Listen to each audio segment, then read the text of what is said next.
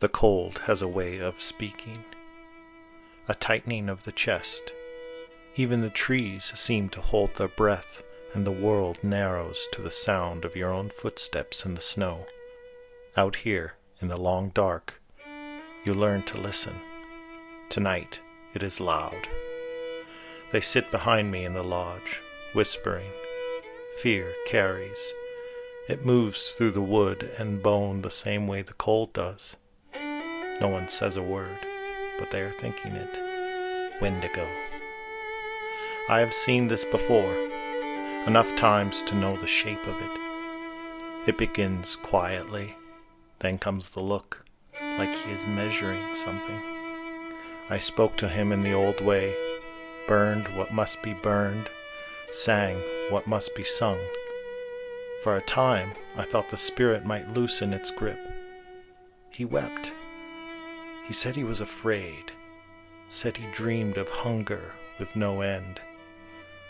But this morning, he would not look at me. Once it takes him fully, it will not be him any longer. It will be hunger wearing his face. I have seen what comes after hesitation. I will not see it again. I rise. Brother, he says. And I wonder if he is asking me to save him or to stop him. The cold presses in. There is no time for wondering. I step forward.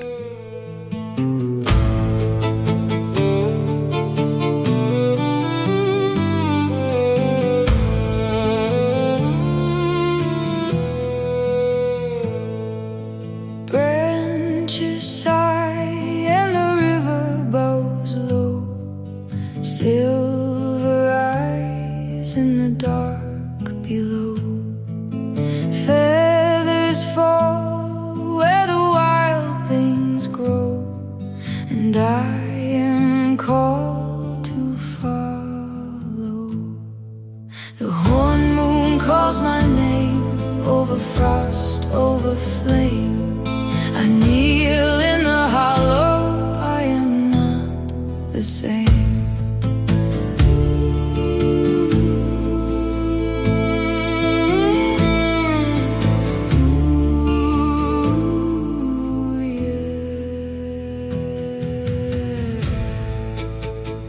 Good evening, everyone, and welcome to the Common Anomaly podcast. You're listening to Season 3, Episode 10. I'm your host, Stuart James. Joining me today is Clayton James. How's it going, brother?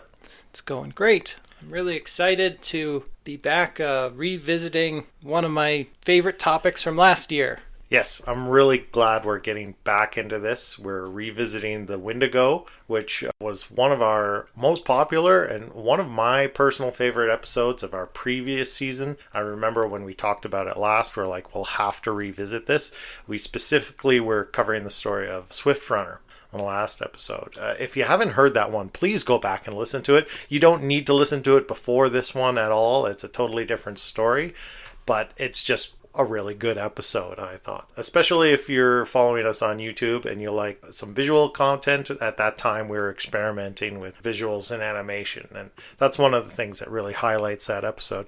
But yeah, we're back in it. Camping season is kicking off. So I thought, I'm really hoping there's people out there that are going camping this spring that are going to listen to this episode, and it's going to send them home early because they're going to be so freaked out about the Wendigo out in the woods coming to get them. But why did you want to revisit this week? I had just actually rewatched that previous episode, and I was like, yeah, we should do another one, because at the end of that episode, towards the end, you were telling me about some weird dream you had, some weird cannibalistic dream you had, right. And I said, you should be careful putting that sort of stuff out there. There's Wendigo hunters out there. Yeah. And you don't want to give them the idea that you're turning into one of these monsters. Yeah, that's right. We figured out, teased that idea that there are actual people that their profession or their job was to be a Wendigo hunter, just like a vampire hunter or something like that, right? Yeah, so I thought it would be fun to explore that topic and talk about this fellow Jack Fiddler, the last Wendigo hunter. Monster hunter to some, or mass murderer. Serial killer to others. Yeah, I guess that's the question. I don't want to jump too far ahead, but that'll be the debate, I guess, of this episode is from one cultural standpoint, this guy was a community leader and a shaman who protected his community by fending off this spiritual infection from entering his community of the Wendigo. But that often involved killing the person as a last resort who was suffering from that possession, that spiritual infection. But Western society just sees that as murder. Yeah. So I think that's going to be the question we're going to be wrestling with throughout this whole episode is how are we supposed to view this person through the lens of history and through different cultural perspectives? Jump in the comments. Let us know what you think. After listening to the episode, please stick around to the end and hear all the content and let us know what you think. What do you think about this man? What was he doing? Was it altruistic? Was it just murder? I'm curious where we land at the end of this day. But okay, so Jack Fiddler. Did you get his proper name? Yes. So Jack Fiddler. Jack Fiddler was born Zawano Gizigo Gabo. Yeah, pretty good. I hope I pronounced that even close to right. That name means he who stands in the southern sky. Perfect. Yeah. Thank you for tackling that because I was looking at that on my page and I was like, oh God. It's not the only difficult name I'm going to try to pronounce in this episode. Yeah. I just heard a noise. What kind of noise? Boop, boop, boop. Oh, yeah, that was just a notice for my computer that I've got low disk space. Don't worry about it. Anyway, I think before we talk about Jack Fiddler, we should briefly talk about his father, because Jack Fiddler was a Wendigo hunter, like his father before him was a Wendigo hunter. Yep. His father, interesting man. His name was Pimichikog, which means porcupine standing sideways. He was headman or shaman or Ogema. Ogema? Oh, I have no idea. Basically, he was the chief, the shaman, the head guy of this clan called the Sucker Clan in the Severn River district in what was then Rupert's Land. It's now part of Northwest Ontario. Porcupine, we'll just call him Porcupine from now on because that is probably easier. His roots are a little mysterious. There's no information available about his childhood. It's actually said that he emerged into the world as a full-grown man. Okay. It's said that that this is his father. Yeah, right? yeah. So it's said that one day during a storm, he just this young man just appeared on the roof of one of the lodges and proclaimed, "I am Porcupine. I have lived in the world before. Now I am here again." Really? Yes. That's a hell of a story. That sounds more like a piece of folklore than the story about a real person. But yeah, this is what they said about his father. Okay. That's interesting. Probably the most primary source you can get on this whole case is this book I was reading this week called Killing the Shaman. Yeah. And it's actually written in collaboration with Thomas Fiddler, who's Jack Fiddler's grandson. Okay. And all of this is passed down orally. This is all that's known about this Porcupine character, is he emerged into the world a full-grown man and proclaimed, "I am here." Right. And he was a powerful shaman, and he eventually became leader of this clan. And he was known for having prophetic dreams. He was able to heal the sick. And how do we know he's just not some crazy man who wandered into the village one day? Well, it's all a matter of perspective and interpretation. I mean, the man was a legend. Like that wizard that lives outside your work that I saw the other day. When I was going to pick you up. He is mostly harmless. Sometimes he poops on our driveway, but it's another story entirely. Anyway, Porcupine. In the beliefs of these people, every human being is related to an animal. Yeah. And that often becomes part of their name. Porcupine, he was named that because, the porcupine is a creature who never attacks, but it can retaliate with deadly spears. For all his size, a porcupine can kill the wolf. Okay. And it wasn't long before a wolf came knocking on the door of this community. Right. Figuratively. Yeah. Talking about the Wendigo. Yeah. Because... And let's maybe recap just the basic legend of the Wendigo for maybe newcomers to this show. Yeah, so the Wendigo is what the Algonquin people call a Manitou, one of many Manitous. It's a spiritual force out in the world. Yeah. But unlike other Manitous, the Wendigo was, a malevolent, evil spirit that could actually take on physical form. by possessing a person and transforming them into this creature with an insatiable hunger for human flesh. So it kind of uses the person as a gateway into the physical world. Yes. And it's a malevolent spirit of insatiable hunger, cannibalism, and winter. Yeah. So different clans living in that area, they didn't always get along. And, a lot gets made of the power of the shaman. These shamans from different clans, they would sometimes get into rivalries. And they would use their magic against rival clans. Okay. And Porcupine got into such a rivalry. I'll read a little quote from this book, Killing the Shaman. It says, "Shaman in the forest world were both loved and feared, hated and respected. Often duels went on between the shaman and different clans. Elders from the Sucker, Sturgeon, and Caribou clans talk softly about the powers of the shaman." So Porcupine, he gets into this rivalry with another nearby clan. The story goes that this rival clan summoned a Wendigo and sent it against the Sucker clan. Of course, Porcupine, being the shaman, he was the only one with the power to defeat the Wendigo. It's a great story. Interesting. That's an interesting point that I didn't have. That's going to lead to a question I have later. So that's perfect. Yeah, there's this great passage in the book about Porcupine confronting the Wendigo. I'll read a little bit of it. "They could hear a loud thumping in the ground, and they knew it was Wendigo. Every time they heard this sound, they could feel the ground shaking. Eventually, they saw distant flames coming from the Wendigo creature. The women and children decided to flee because the Wendigo was near. Porcupine's wife had a knife and an axe. When she took a last look inside the lodge, she went in and put the knife in Porcupine's clothing and placed the axe in his hands. Then all the women and children left, and Porcupine got up and went down to the lake to meet the Wendigo. When he met the Wendigo, all of a sudden the wind started blowing, clouds formed, and trees bent to the ground like blades of grass blowing in the wind. Sounds like shots being fired were heard. After it calmed and the women saw Porcupine coming back, he told them the sounds they heard weren't shots. It was his whip. Every time he would strike it, it would sound like a gunshot. They used to say long after this that when the snow is almost gone, just a little of it on the ground, thundering noises can be heard from that place where Porcupine defeated the Wendigo. The reason is that drops of blood from the Wendigo were left there." So Porcupine goes out to meet this Wendigo sent by this rival clan. And he goes there and he fights it with a whip, which I think is so cool. He's like Simon Belmont going off to fight Dracula. That's great. That's great. And so a curse was basically put on his tribe, on his people, by a rival tribe. Yeah. And maybe that's why the curse of the Wendigo persists through Jack Fiddler's era.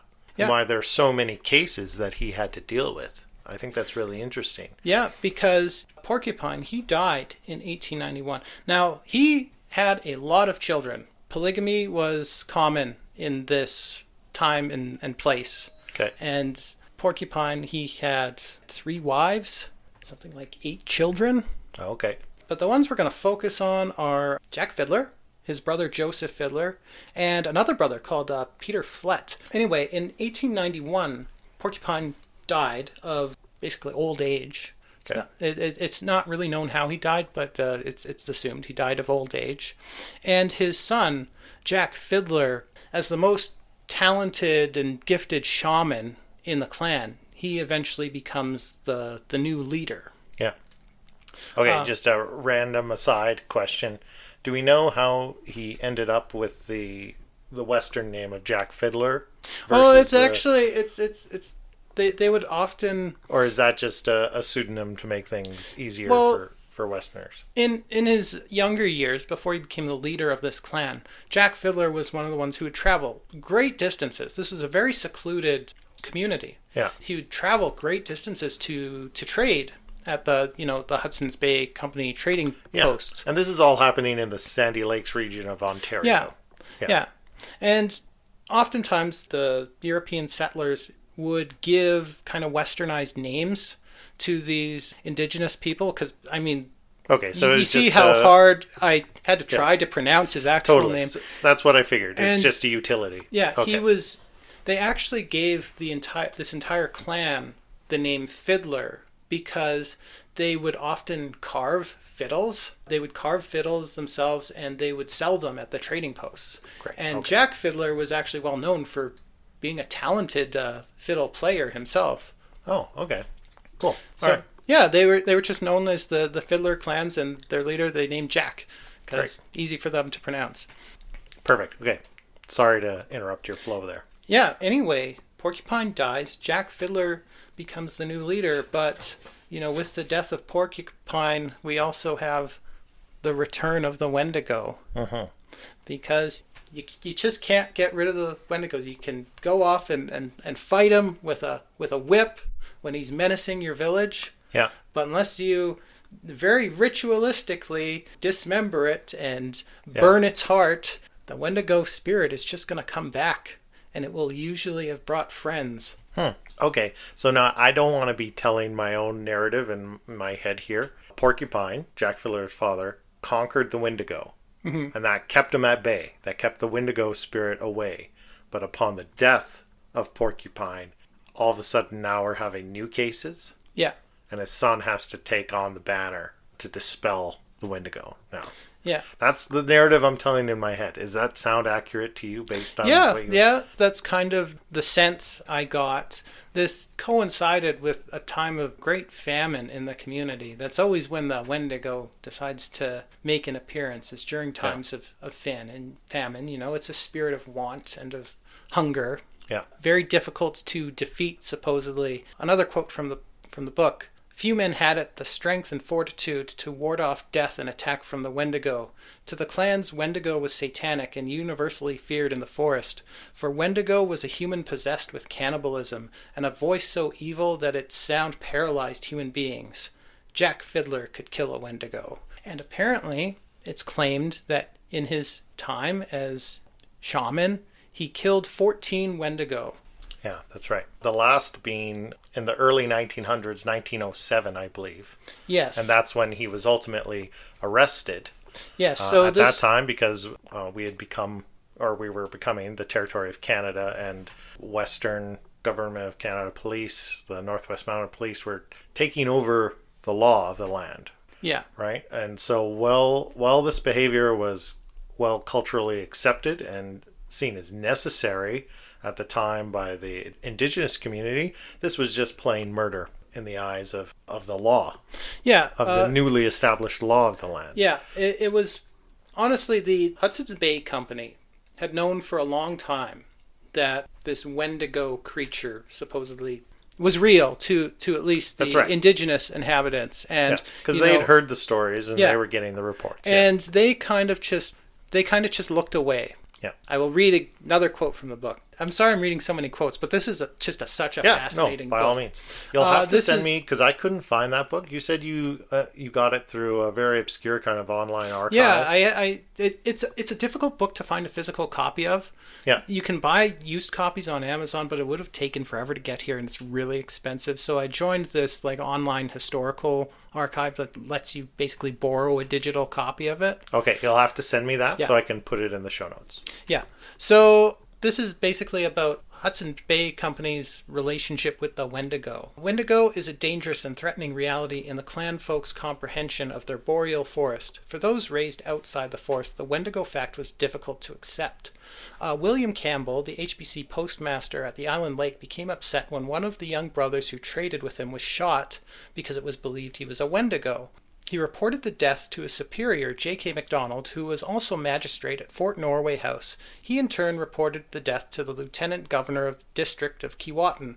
Lieutenant Governor Schultz's response was that while he regretted to hear of the murder, he hoped there would not be any expense incurred in connection with it. Campbell then stated he would no longer take any interest in Wendigo deaths, as this Lieutenant Governor would not act. Campbell decided he would have to accept the fact that Wendigo exists in the forests. The fur trade was what counted. Right. So more or less, that sounds to me that they just wanted to stay out of it as much as they could, and they were focused on the fur trade. They're there for that reason, and the Indigenous people and their cultural beliefs, their spiritual beliefs were their own. They're going to stay out of it. Yeah. As much as they could. So do we know why at this point in 1907? Is it 1906? Yeah, so in 1906, because the HBC had already known like this sort of thing was going on for a long time. All the missionaries in the area knew this sort of thing was going on for a long time. But in 1906, word reached the Northwest Mounted Police of, quote, this is a quote from that time, of a band of pagan Indians who kill one another when one gets delirious with fever. So the Mounties hear this report and they send a patrol out to this community to investigate, to check in. And the first person they meet his name was Norman Ray. He was Joseph Fiddler's son-in-law. They're talking to Norman Ray, and Norman Ray reports that the Ojibwa, Jack, had killed a Wendigo the previous year. Okay.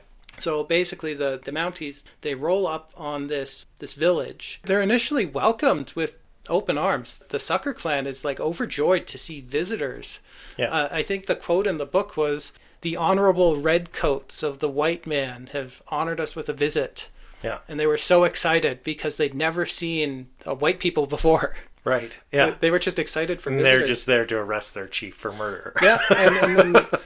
And then they said that they took Jack Fiddler and Joseph Fiddler and said, "You're under arrest. Okay, tell us about this Wendigo you killed last year." Yeah. And they tell the story of this woman who was actually Joseph Fiddler's daughter-in-law. Yeah. Her name was Wasaka Piqua. I hope I'm pronouncing that right. She had become basically delirious with fever. She was exhibiting behavior, like cannibalistic behavior. Mm-hmm. They had to hold her down. They had to tie her down. Jack and Joseph Fiddler, they told the Mounties, we had to strangle her. She was turning into a Wendigo. Yeah. The Mounties are like, okay, you're coming with us. So now this is interesting because it seems to me, and I'm sorry if I'm going to get a little philosophical here, but it seems to me that this is maybe a signal of the shifting tides in history at the time of switching from superstition and religious to a very materialistic, pragmatic mindset. Not just in this culture for these people, but that's something that was happening around the world at the same time. Mm-hmm. Certainly, there are other analogs to the Wendigo in other faith systems. That's something I really wanted to look into and understand. The phenomenon of the Wendigo isolated to Canadian or North American indigenous cultures, and it's certainly not. In South Asia, the Hindu and Buddhist traditions have the preta, which is a hungry ghost that is characterized by its endless, insatiable hunger. In Japan, you have mountain witches of cannibal hunger, the Yamauba. In West Africa, you have, what's the name? Where is it? I don't know, I'm going to skip it. Haitian voodoo, you have the Bokor. In folklore, control phase, they feed on people. Even in European traditions, you have werewolves and vampires. yeah, you know when which are very much spiritual infections that force you to be cannibalistic or to eat people, or they're very much analogs of the Wendigo tradition. So actually the first written records we have of stories about the Wendigo come from Jesuit missionaries in the 1600s. Yeah. Hearing the story of this creature that lives in the woods that was a former person that had been possessed by this cannibalistic spirit. And in their journals, these Jesuit missionaries would call them vampires. Yeah. What they're describing to us is vampires in the woods. Yeah. So it's not isolated to that. And I thought about, well, a lot of the Western settlers, they're coming from, probably there's a mix of religions, but a lot of Catholicism. The Catholic Church does exorcisms to this day. Demon possessions in the Catholic mindset are not characterized specifically by cannibalism, but it's the same kind of spiritual mechanism, where it's a spiritual infection and has a lot of the same side symptoms of a person not feeling like themselves, like they're being controlled by something else. They're being forced to take actions that they wouldn't take. In the Catholic perspective, it's more about sinning or rejecting God's law, denigrating yourself in front of God, right? But you could look at cannibalism as the same kind of taboo, right? Yeah. In my mind, that takes it away from a picture of a monster in the woods that's hunting you to this kind of moral corruption, right? The monster hunter, the Wendigo hunter, isn't necessarily there to go into the woods and track down this beast like an animal and kill it. He's trying to prevent a human being from crossing a moral threshold. Yeah, well, I mean, there's both kinds of stories like attached to Jack Fiddler and his father Porcupine. There's the story of Porcupine going out with his bullwhip and confronting this giant creature that was menacing the village. There's that kind of the fully transformed Wendigo monster. But there's also stories that sound more like exorcisms. Yeah. Like I'll read you one. This will be my last quote from the book for a bit anyway. Okay. This is about Jack Fiddler. Another story I heard about Jack Fiddler was told to me by Adam Fiddler, his son. This man who lived in a tent was going to turn into a Wendigo. This man started to turn Wendigo. Ice pressured, scraped, crunched inside this man's body. People heard this happening. This man was taking real deep breaths. He was getting ready to scream, and in the moment that he would scream, he would be a Wendigo. They called Jack Fiddler, and he came running right away. He picked up 2 cans and just banged them together and started singing outside this man's tent. When Jack entered the tent, he continued to sing while the man just stood there. Then Jack grabbed this man and threw him on the ground. The man got up, and Jack threw him down again. The man was trying hard to scream, but no sound came out of his mouth. When ice came from the man's mouth, Jack dragged the man outside the tent and dropped him on the ground. Then Jack took a whip, and he whipped the man. Jack told the man turning Wendigo, "If you keep doing this thing, I'll whip you to death." As Jack was whipping this man, he talked to him and scolded him. "If you turn into a Wendigo, I'm going to kill you. I have the power to do it." After this, the man was called Wahup the Root. Never turned into a Wendigo. So basically, Jack Fiddler, like this guy, he's feverish, he's delirious, he's trying hard to scream, but apparently ice is just coming out of his mouth. Right. And Jack Fiddler's like, well, he's turning into a Wendigo. So he basically drags the man outside, throws him to the ground and starts whipping him and says, "Don't turn into a Wendigo or I'll kill you." Yeah. So, and that I was just about to flip perspectives to the materialistic and say, I think we can all wrap our minds around the spiritual view of this, right? When we think about exorcisms and other kinds of ideas of monsters and spiritual possessions, but the strictly materialistic viewpoint of this is maybe it's just a really poor understanding of mental health. And this is just that culture's way of not understanding those issues, and how they deal with it is basically just they try and treat it. If the person's behavior can't be changed, they end up killing them. Yeah. Thereby eliminating the problem. But it's culturally accepted because it's seen through the lens of this shaman protecting the rest of the community from a monster. Yeah. Which well, in one sense could be viewed as very valid. But is that what's actually happening, or is it just a poor understanding of mental health? Well, at the time, the colonial authorities at the time coined the phrase Wendigo psychosis. Yes. You know, this is a mental illness. It's very culturally bound, but at its core, it's a mental illness. But according to the Indigenous peoples, it was a sickness of the spirit that could literally transform you into a monster. These communities were so isolated, and like many of these people, they'd never seen like a European settler before. They'd only been exposed to their own people, their own values. Actually, this region was so cut off because as colonial expansion worked its way west, this area was so kind of in the middle of nowhere. Yeah. It was just overlooked. Like these people had almost no contact with the outside world. Right. They were only exposed to their own value system. Is there a reason for that? Is it just geographic isolation? It's very hard land. Yeah. Okay. It's very hard land. Is it? I don't know. I didn't actually look it up. Is it northern Ontario? Yeah, it's like northwestern Ontario. Okay. So that would explain why. Yeah. So according to the Indigenous people, like this man wasn't a murderer. He was performing a necessary service in the defense of his community. Yeah. Because if someone went full Wendigo, fully transformed into one of these monsters, could destroy the whole community. The whole community, yeah. Yeah. No, I get it. And I do want to turn it back to Jack Fiddler. Let's focus back in on him for a minute and his story. So he's arrested in 1906. Pardon me. He's for these taken murders. He supposedly had killed or had cured 14 Wendigo cases. Yeah, one of them being his own brother. Peter Flett. And it's important, I think, to recognize that there were other interventions tried before, like killing the person was a last resort. Yeah. Only, as a very last resort to prevent this monster from manifesting in the world. But Jack Fiddler died in custody, and it was ruled as a suicide at the time. Yeah, so it's interesting to note this woman, the last Wendigo he supposedly killed, Wasaka Piqua.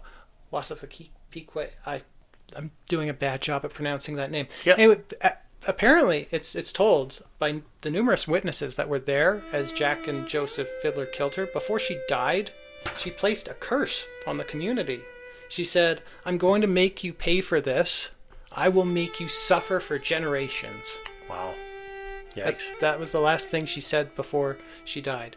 Yeah, Jack Fiddler and Joseph Fiddler, they are transported to a place called Norway House in Manitoba. That's where they're going to be put on trial. Now, Jack Fiddler, he was in custody for 3 months. Mm-hmm. Again, this is, quote, ruled a suicide. The story goes, he just walked away. His guard wasn't paying attention, and he just walked off into the forest. Oh, and then they just said, well, he's dead, suicide. And they found him a couple days later with his sash tied around his neck in a noose. Oh, I see. The other end tied to a tree. And then Suicide. he killed himself. That's the official story. There's some doubt about that because in the lead up to this trial, there was a lot of speculation that the government was going to be lenient on these two brothers. Right. Just because they had never been exposed to Western law before. Right. But there was a lot of controversy about that because there was a lot of, this had gotten into the news. There was a lot of sensational headlines being published. Yeah. Like I've got one here from the Toronto Globe at the time. It says, "Dark deeds by Keewatin Indians. They strangle and burn sick friends." So there was definitely a lot of pressure to come down hard on these two brothers. But the government was going to show them leniency. It was believed. So that there was a sense then that there was recognition of the cultural divide. Yeah. There, right? Although I think that headline's really interesting just for demonstrating how different perspectives can be played within the media. Yeah. And the headline is usually not very well representative of what's actually going on. Even to this day. Yeah, and to this day, absolutely. Never trust a headline. But what I thought was interesting, because I was looking into, okay, so we have Jack Fiddler's case. We came into this story recognizing him as the last Wendigo hunter. And it's true that cases or reported cases of Wendigo possession sharply decline after his death. Yeah, actually... It kind of fades away and disappears in terms of new cases arriving. And that's why I thought it was interesting what you brought up at the beginning about his father coming into the community, being born a full-grown man, conquering the Wendigo after his people being cursed by a rival tribe. Could Jack Fiddler's death represent an end to that curse? An end to that cycle of rivalry between this Wendigo spirit and those people, do you think? Well, I don't know. You could look at it that way, or you could look at it, this guy was actually the problem in terms of he was classifying everyone around him who was maybe a little bit off or not acting correctly and killing them off and calling it Wendigo possessions. What do you think? How do we look at this? I'm not so sure I see it that way as the curse being ended. Because, again, this woman, Wasaka Piqua, she, in the throes of Wendigo possession. Yeah. This is the Wendigo speaking. Yeah.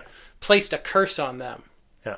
And what happened, after they took Jack and Joseph Fiddler away? These were the community leaders. Yeah. Jack Fiddler, he was the shaman, he was the chief, he was the Wendigo hunter. Yeah. And Joseph Fiddler, he was also a Wendigo hunter. Yeah. After they got taken away, the community just fell apart overnight. They were without leadership. And shortly after the death of Jack Fiddler, this community, the Sucker clan, they're forced to sign Treaty 5. They were one of the last holdouts in signing these treaties, and they basically lost all their ability to self-govern and practice their own beliefs. Kind of traditional practices gave way to more Western, more Christian practices. A lot of their young were taken into the residential school system. So it was basically the end of their way of life. Yeah.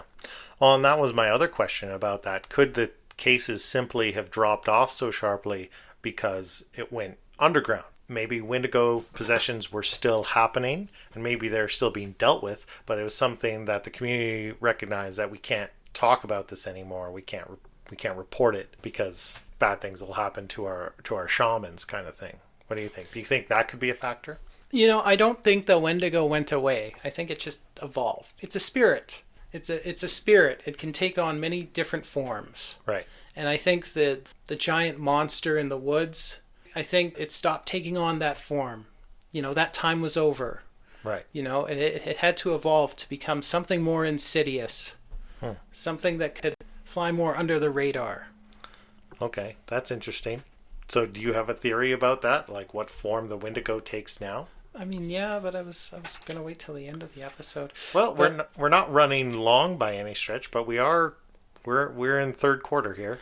Okay. But, you are right. You are right that, after this case, actual cases of Wendigo possession or sightings of these Wendigo creatures sharply dropped. Actually, remember last episode on this subject, we were talking about that incident at Trout Lake, Napanin. Okay. Where yep. he saw a Wendigo in the woods. He Yep. said he saw the devil in the woods. And Yep. now the devil was inside of him. Yep. And he kept feeling like he had this urge to consume his family. Yep. Eventually they tie him up. They chop off his head with an axe. They burn his heart. The whole thing. Yeah. Actually, a few years later, and a few years after this Jack Fiddler case, his brother, like Napanin's brother, was also accused of being about to turn into a Wendigo. Right. Same family. But in this case, the Canadian authorities intervened. They took him away. They put him in a mental hospital and treated him for this psychosis. He recovered. He went on to live a long and happy life back in his community. Right. I wish I'd done more research this week on kind of the psychological treatments of that era and specifically on Wendigo psychosis. That was a blind spot for me this week. I had the thought earlier to do a lot of work on Wendigo psychosis, but I never got there. I'd be curious to understand what those treatments were. And I'm not too familiar with that myself. Yeah, and if they were more or less effective than the shamanic practices, setting aside death. We had this talk on the last episode. A psychosis is that so different from a sickness of the spirit? Yeah. Or an addiction. Yeah. How do we still refer to alcohol today as spirits? Yeah. Right? And you read these stories of God. I don't remember the details. I was just reading this in a book recently.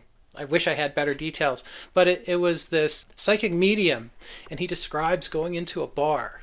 Yeah. And he describes seeing the people at the bar, and he sees some of them just had these black entities attached to them that were just draining the life out of them. Yeah. You could see addiction as, a psychological condition, or is it a sickness of the spirit? Is it a form of possession? Yeah. Of something from the unseen realm. And a lot of people would argue that hold those spiritual beliefs that using alcohol, living a life, let's say not a virtuous life, opens the door to entities to infect you. Yeah. And then once you're infested or once you're occupied by one of these entities, that's how it gets satiation, is through you. So it compels you to do those things whether you want to do them or not in order for its own gratification. It's like a leech, but on your spirit, on a spiritual plane that we're not aware of, subtly influencing our behavior. And maybe there's a degree of reality to that or not. It's really hard to say. I guess that boils down to everybody's own personal belief system. What do you think? Personally about that? Not academically, but your personal feeling on the matter. I don't know. That's fair. I really don't know. That's fair. But, it's these two things don't have to be mutually exclusive. Okay. A psychosis, Wendigo psychosis, or a possession by a spiritual entity. They don't have to be mutually exclusive. We had Wendigo psychosis back then. In modern times, we have our own unique psychoses, which could be seen as a form of possession. Now we have AI psychosis. Yeah, that's true. That's true. Where people just blindly do what AI tells them to do. Where people... I remember after our last AI stories, we found a couple stories because I'm always done a bunch of research. So now it's in my news feed in a big way, and I keep getting stories inundated. And obviously it's something we keep an eye on. But there was a couple stories that popped up that we didn't find before we recorded the last AI episode that we got after that I shared with you. Remember, they're pretty dark. Yeah. And basically about people falling down the rabbit hole a little bit and losing their minds based on their relationships that they built with their AI agents or even just with straight up chatbot that got really dark and really disturbing. So definitely that's a real thing.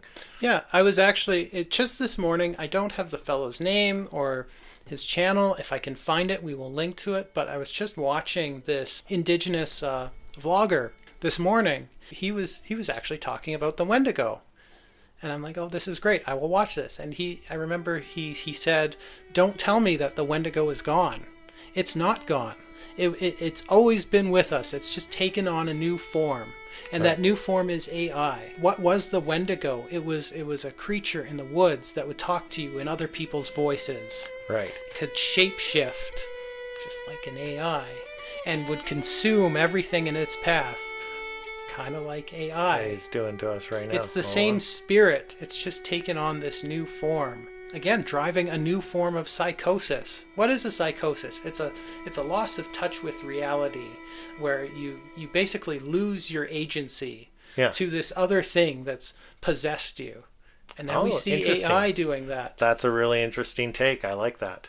We'll probably have to do another AI episode soon. Oh, I'm way ahead of you. You know. Well, on this subject, I will just take the opportunity to invite everyone to go check out my AI band. They've got a new song about Wendigos. Yeah. Why am I not surprised? I was going to try and plug our mugs. Oh yeah, we got mugs now. It had quite a... I'm not going to fiddle with that packaging because it'll sound awful. But yeah, we've got a bunch of these promotional mugs that you made featuring the graphic we had on our last episode of last season, which was a great graphic, and it prominently features the Wendigo on one side because we had a bunch of elements. I tried to include a bunch on the design. I had the Wendigo, I've got a gray alien, I've got the pyramid with the all-seeing eye, I've got the planet Saturn. You can't see it because the logo's covering it, but there's supposed to be the Overlook Hotel in the woods. There's 3-eye Atlas flying across the sky. There's a they look great. They look great. I had coffee in mine this morning.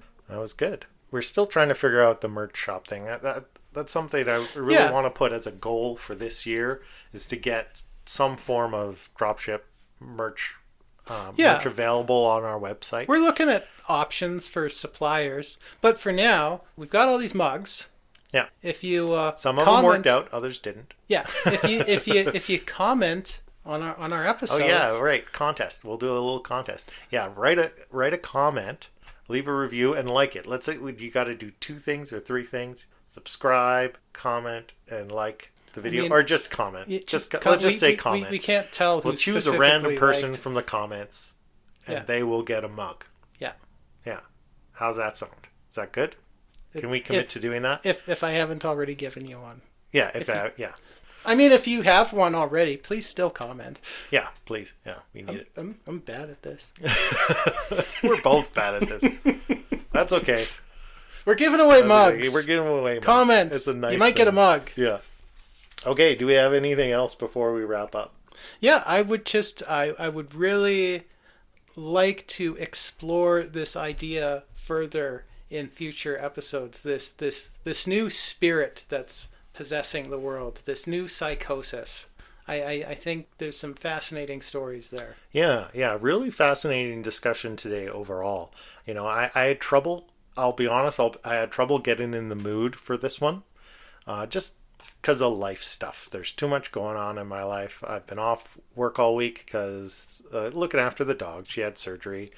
And so and it's been gorgeous weather this week. It's hard to wrap your brain around something really dark and awful when we're just having spring finally hit and it's gorgeous weather. It's plus 20 and the sun's out. But yeah, as I dug into it, it was really kind of this burning psychological question of how do we view this? How do we merge these worlds of kind of materialism and spirituality, and what is right at the end of the day? What's actually true? And how do we find and decide what's true for one group of people versus another, and what's acceptable, right? Are we going to accept that? I mean, we would never accept that today, that we just murder people because of your spiritual belief. Right, you have to have some rule of law for a cohesive society.